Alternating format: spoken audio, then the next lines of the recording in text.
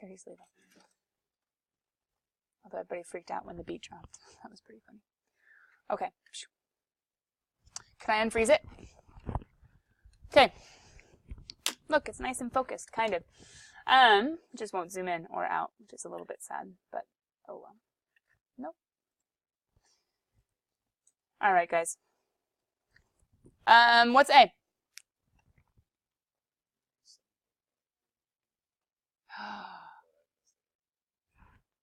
A was supposed to be easy. Why is it just 5? Because it's the A. Do you guys see why it's the A? With imaginary numbers, right? With imaginary numbers, isn't this the real part? And this is the imaginary part, right? And then this is the real part, and this is the imaginary part. So even though there's only one equals sign and 2 unknowns, I can still totally solve this. The reason I can totally solve this is because I have categories. I have imaginary categories, and I have real categories that I also already showed. That's a horrible marker with the purple. Nope, the red. I am not colorblind. Anyway, not that God would love me any less if I was. So A had to come from the real part, and the real part had to come from A, so A equals 5. What does B equal, and how did you do it? B equals needs some work, because didn't 3 have to come from 2/3 B? You guys agree? The I is inconsequential. The I just says imaginary. So actually all I'm looking at is the coefficients. All I'm looking at is what's in front. So I can make a secondary equation from this other type of term. And I can say, well, okay, this is a little tricky. I wasn't being super nice. You had to like multiply by a reciprocal. What you do on one side, you do on the other. Did anybody figure out that this was, or B was, 9/4? Nice. Matthew already caught it, but good job, Joe. 9/2. Dun, dun, dun, dun, dun. What on earth does that have to do with what we were just doing in partial fractions?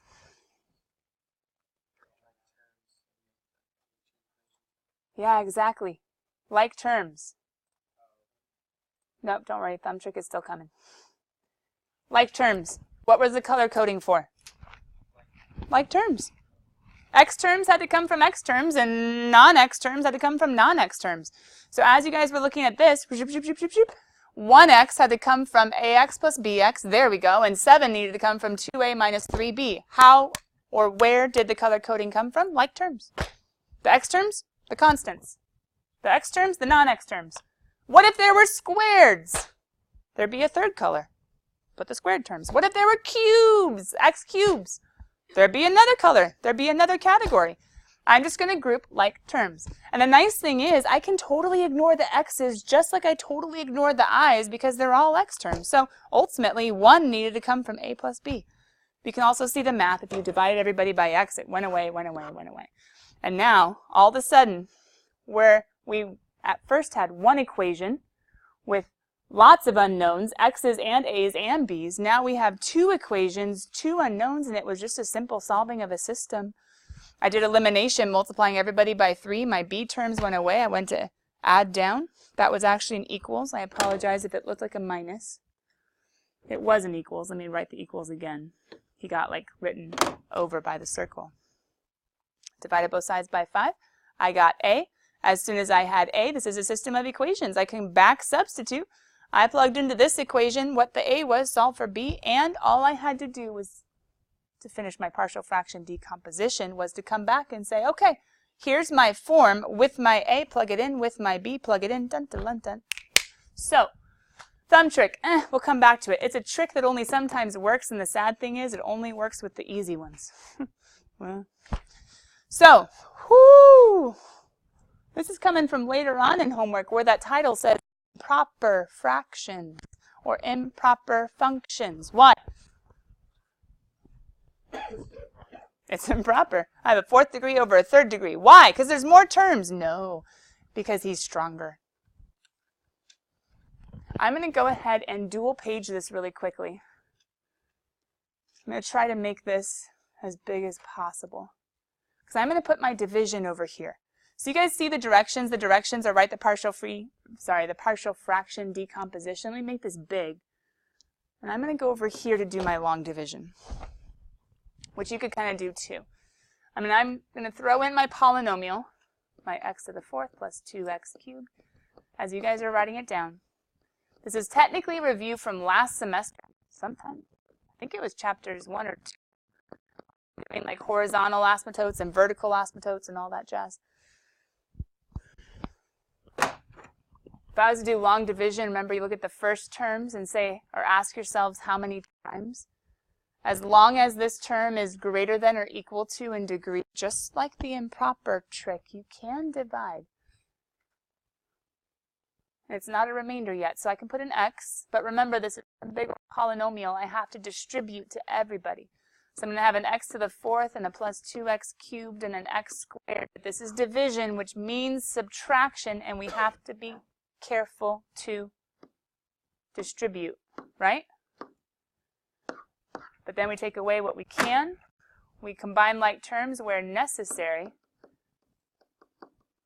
And we can only keep going as long as the degree of what we're trying to divide by is lower or equal to the degree of what it's going into. So sadly, this is what we would call a remainder. But that's okay. We knew we were going to get remainders. That's a proper function that we have to get partials from. So we're going to do plus, just like we did with 2 plus 1/5. X plus this guy divided by, just like we divided 1 by 5 over there.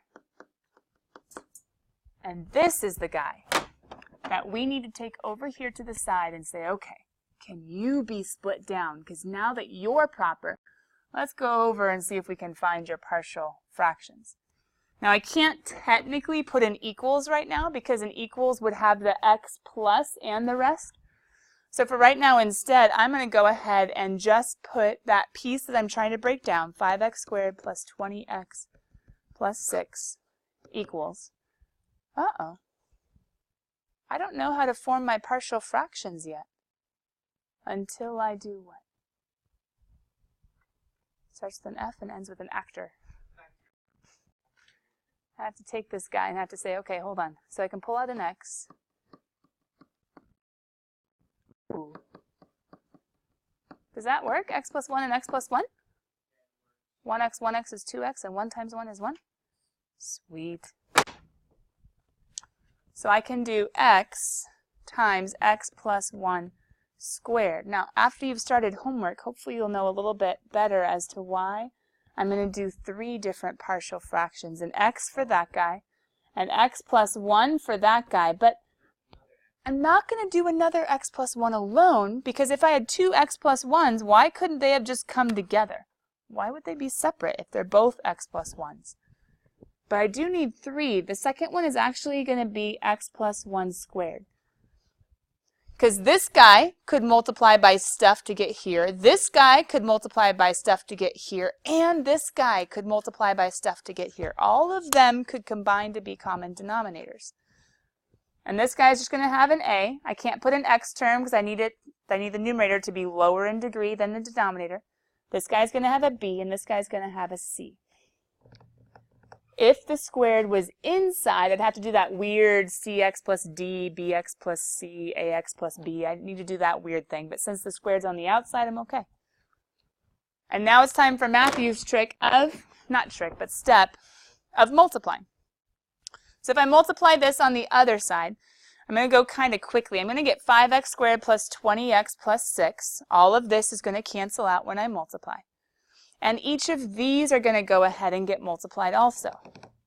So the a over x is going to get his x times x plus 1 squared multiplied.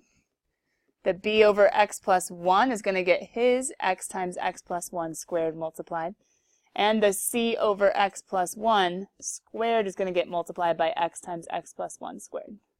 So each of them get a times because it's going to distribute to everybody.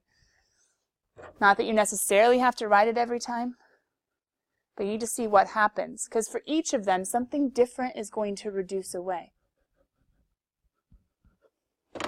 So we're going to end up with 5x squared plus 20x plus 6 equals a times x plus 1 squared plus bx times x plus 1 plus cx.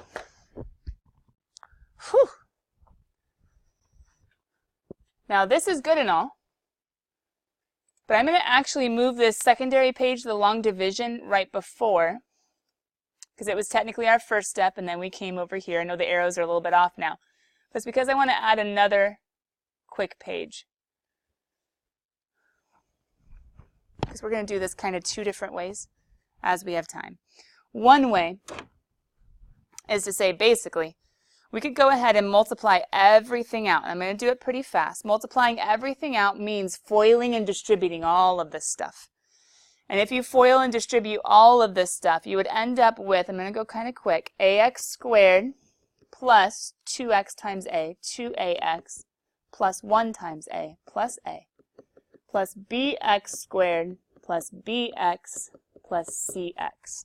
That's after you would FOIL all of this guy and then distribute, and then you would distribute him, and you would get this big old long string. Why am I going to start highlighting with colors? What am I trying to show?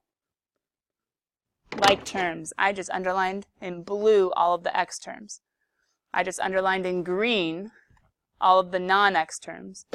And I'm getting a third color, black, for all of my squared terms. So I could actually say 5 is equal to a plus b just by doing all of my x squared coefficients.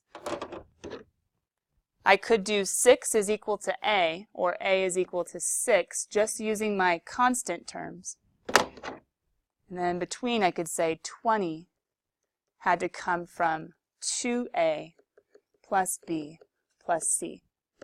Now guys, we could set up a whole like row echelon thing and be like, we have 3 equations, 3 unknowns.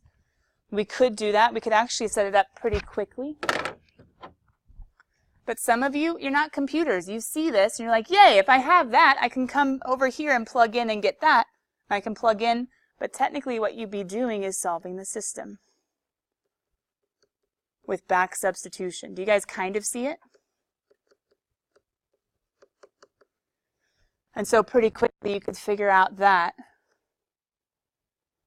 not only is a equal to 6, but b, has anyone done it yet?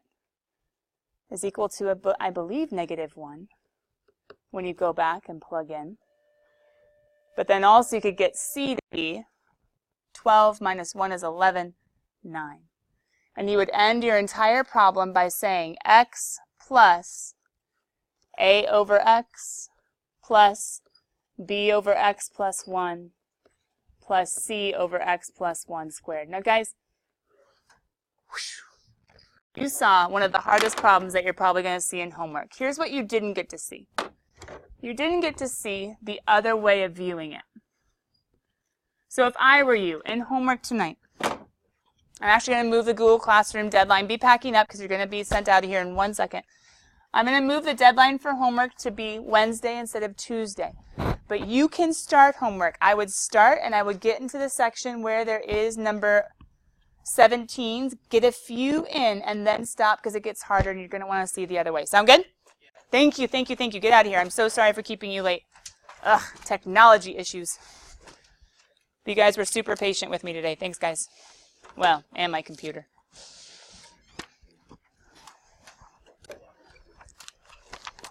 All my backup plans failed.